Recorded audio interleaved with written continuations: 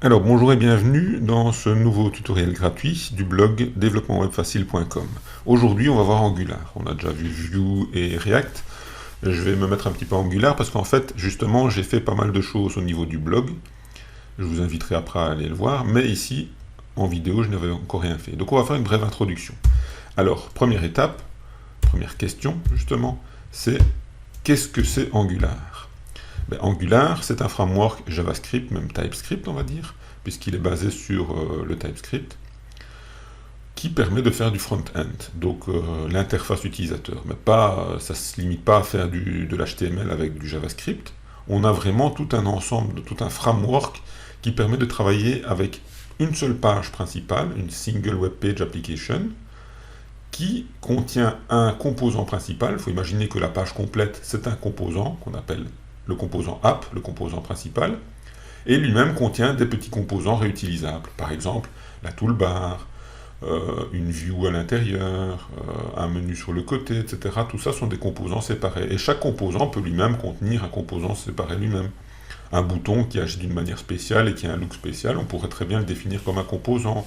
Une vignette avec une photo, une description, etc. Ça pourrait être un composant, etc. Imaginez tout ce qui est réutilisable, c'est un composant. On isole le plus possible. Alors, j'ai parlé de TypeScript. TypeScript, en fait, c'est un surensemble de JavaScript. Ça vient enrichir le JavaScript. C'est-à-dire qu'en JavaScript, on a des variables, des instructions, des fonctions, etc. Et avec TypeScript, on peut définir des classes, des interfaces. On peut utiliser des expressions lambda.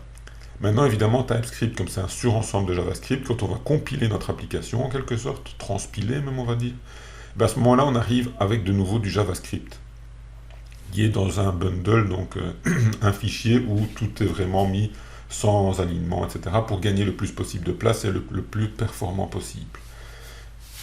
Et tout ça se fait évidemment sans que nous ayons évidemment à faire quoi que ce soit.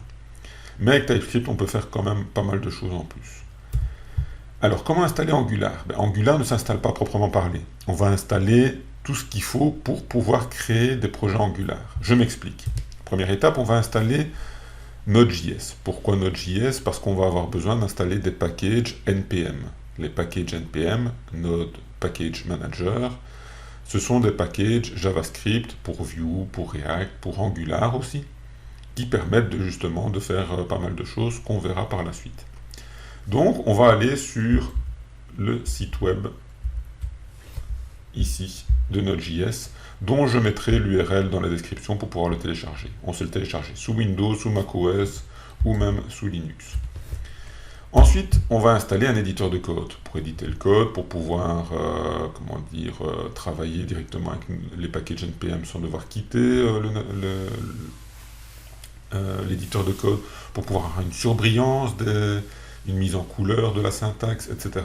Et j'ai trouvé que Visual Studio Code se prêtait pas mal à ça, parce que de 1, il est gratuit, de 2, il est disponible sur pas mal de plateformes, et de 3, il y a quand même un suivi avec des mises à jour régulières. Donc, personnellement, je le trouvais pas mal. Là, pareil, je mettrai un lien dans la description de la vidéo, sinon vous pouvez voir le lien ici, et vous voyez qu'il ne se limite pas, comme je disais, à Windows, mais bien à Windows, Linux ou macOS.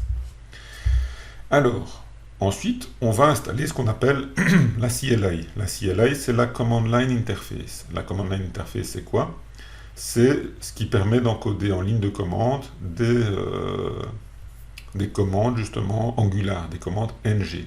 Ça, on va les voir après. Grâce à ça, on peut créer tout ce qu'il faut pour un projet. Donc, on peut créer un projet Hello World et puis on n'a plus qu'à modifier certaines données pour pouvoir l'utiliser directement. Tout est prêt pour l'utilisation d'Angular, comme ça.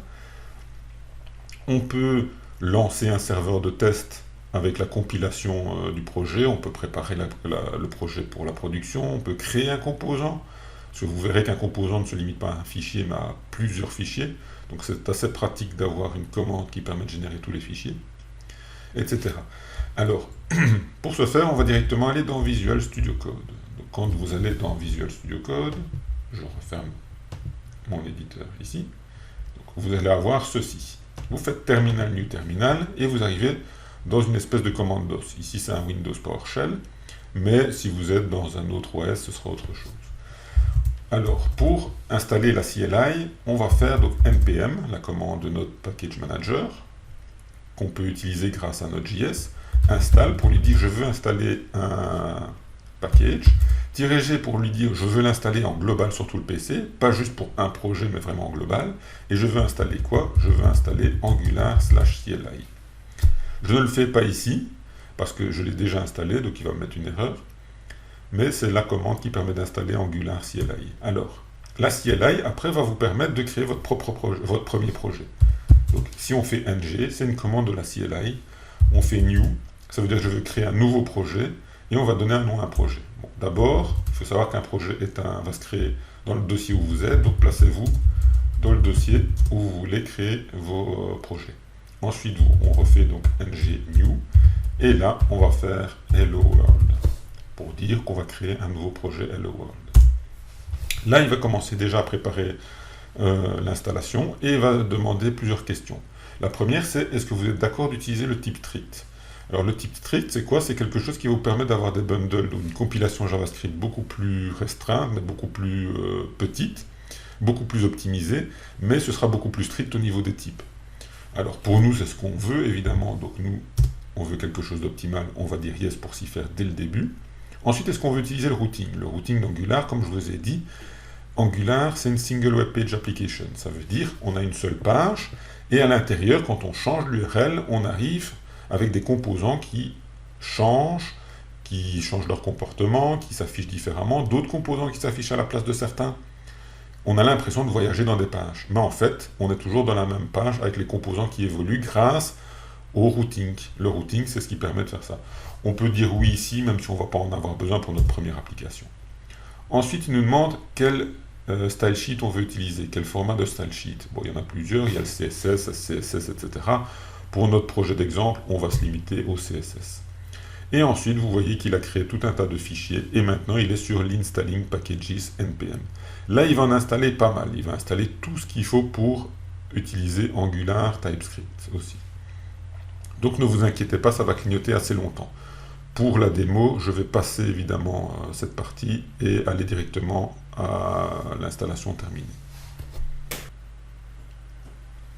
Alors voilà, comme vous voyez, ben voilà, il a terminé. Bon, chez vous, ça va être beaucoup plus lent, ne vous inquiétez pas. Moi ici, j'ai coupé le truc pour aller plus vite.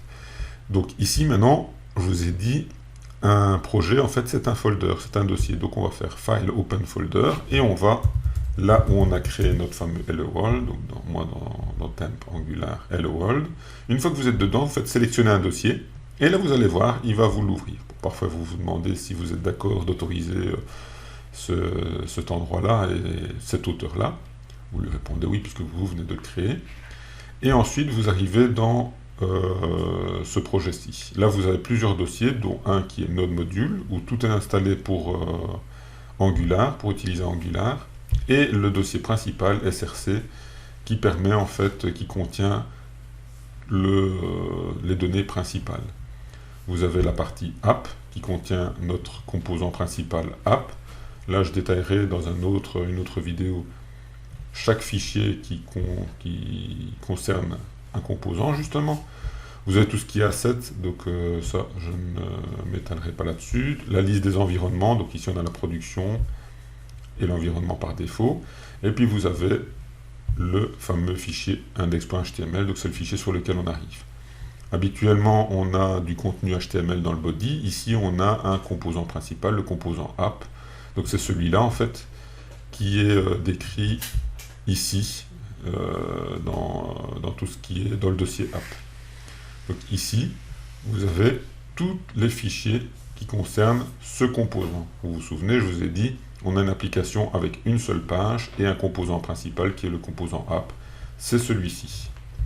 Ensuite, vous avez main.ts, c'est le fichier TS TypeScript, donc du JavaScript, qui est exécuté en premier lieu.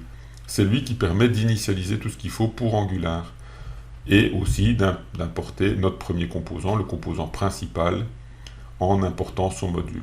Donc on arrive sur l'index.html, qui charge dynamiquement notre main.ts, lui-même référence notre composant principal, notre app.module, on le voit ici, app.module, et lui-même dit, voilà, il faut utiliser, je suis un composant, donc utilise app.component.ts, qui lui-même dit, ben voilà, je suis un composant et moi je m'utilise comme ça en HTML, j'ai tel template HTML, tel fichier CSS, tel fichier de test. Tout est là-dedans. J'expliquerai, je détaillerai toutes ces données dans la partie, l'article sur les composants, mais vous avez déjà un aperçu comme ça.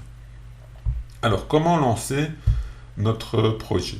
Ben, c'est simple, encore une commande Angular, une commande de la CLI qui est ng serve. Simplement.